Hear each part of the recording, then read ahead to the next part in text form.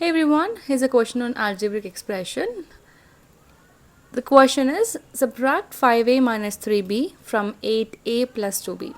So here we have to subtract or we have to remove 5a minus 3b from 8a plus 2b, which means we will write first 8a plus 2b and then minus, because we're subtracting, and when we're subtracting, remember it's not a one term, there are two terms, therefore we'll use brackets.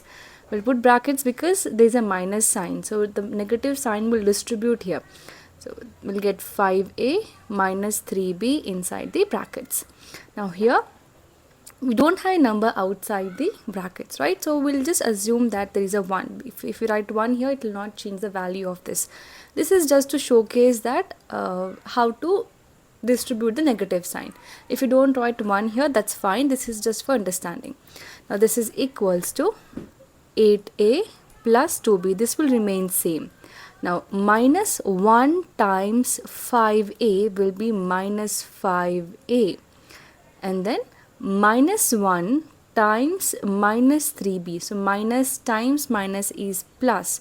We get plus 3b, and that is why it's important to put brackets. If you don't put brackets, the signs will be different, right? We may write this as 8a plus 2b minus 5a and then minus 3b. If you don't put bracket, if you write in this way, we can see that the signs are different, they are not same.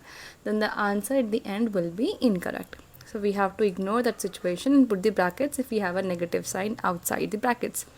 Now we'll add the like terms. Here 8a and minus 5a are the like terms. So 8 minus 5 is 3.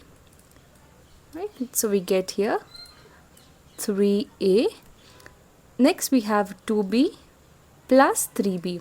So 2 plus 3 is 5. We get plus 5b. So answer is 3a plus 5b.